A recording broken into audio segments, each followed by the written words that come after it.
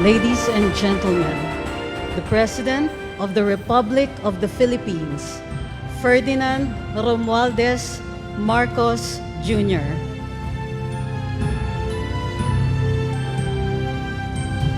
And the First Lady, Attorney Luis Araneta Marcos.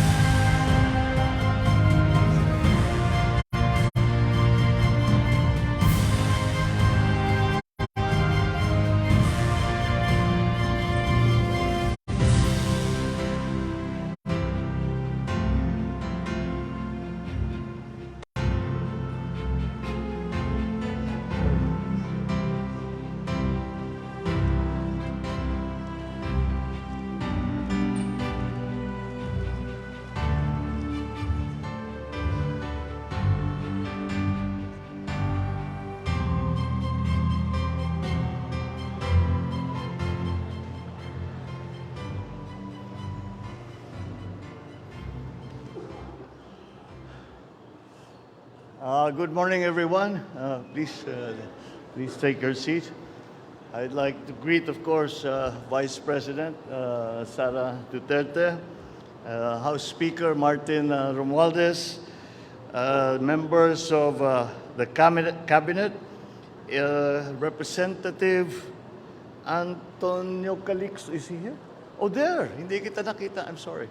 The AFP Chief of Staff, Lieutenant Bartolome Vicente Bacaro, and the other major service commanders, Pasay City Mayor Imelda Calixto Rubiano, of course, our First Lady, Luis Araneta Marcos,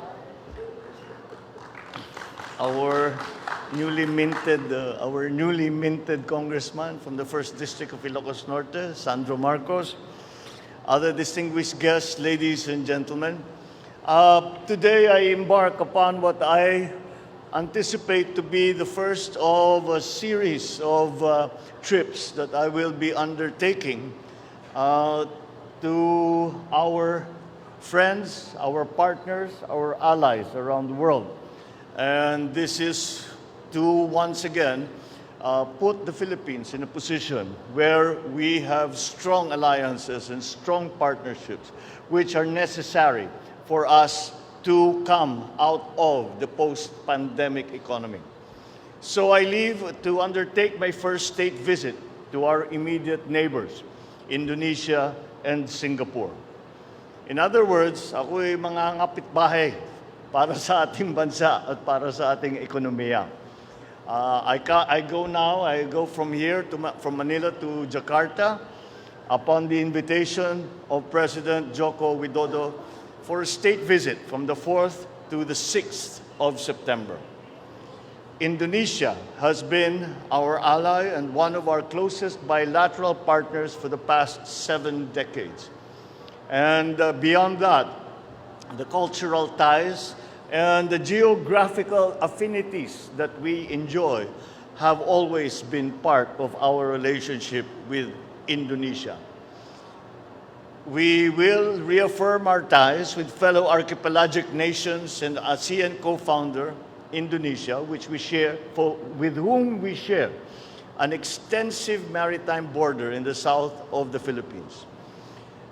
During my visit, the President Widodo and I will be meeting for the first time, and we'll be discussing the current state and the future as we see it of the bilateral relationship between the Philippines and Indonesia and the changing global geopolitical environment.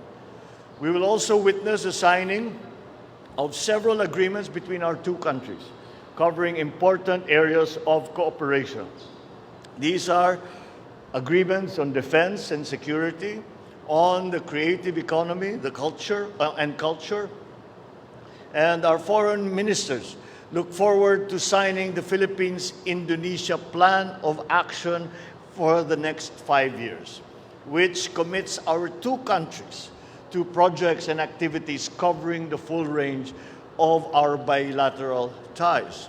Beyond that, we will also be seeking the partnership and the help of our friends in Indonesia, from the President, and for our friends in Indonesia for investment in the areas where we see that they can be of assistance, especially in the critical areas as we have identified them in agriculture and in energy. Likewise, upon the invitation of President Halima Yacob, I shall undertake a state visit to Singapore from the 6th to the 7th of September.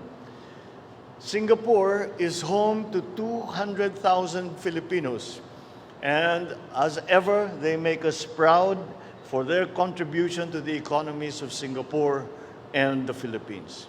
I shall meet both President Halima Yacob and Prime Minister Lee Hsien Loong to renew our commitment to deepen bilateral relations, explore options for advancing our economic ties, as well as discuss regional and global issues. Prime Minister Lee and I will also witness the signing of several agreements. Singapore has become the Philippines' top trading partner in ASEAN and the top source of approved investments in 2021. Our economic cooperation with Singapore has grown by leaps and bounds for the past half century, and more opportunities are just waiting to be tapped by both sides. My state visits to our ASEAN neighbors will seek to harness the potentials of our vibrant trade and investment relations. As such, an economic briefing, business forums, and meetings have been organized to proactively create and attract more investments and buyers for our exports in order to accelerate the post-pandemic growth of our economy. I expect that we will be coming back with a harvest of business deals to be signed in my state visits that will further strengthen our economic ties with both Indonesia and Singapore. These are all these initiatives that we will undertake on these state visits are very much in line with all of the priority areas that we have identified: the agricultural sector, the guarantee of food supply, the guarantee of prices, food prices that are affordable to ordinary Filipinos, the long-term plans that we have for energy, the long-term plans that we have for our emergence into the new global economy. We have a full set of meetings and much work to accomplish during this trip, but it will not be complete without meeting our kababayans in Indonesia and Singapore. And I look forward to sharing with them our commitment and plans for enhancing the government's efforts to protect the rights and ensure the welfare of our overseas Filipinos.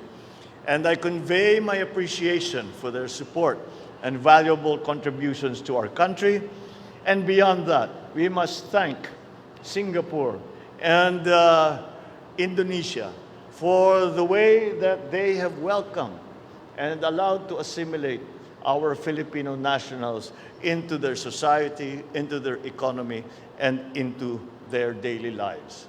We are always so proud of them, and we are glad to see that our neighbors, where our Filipino nationals work and strive, also appreciate them for what they do.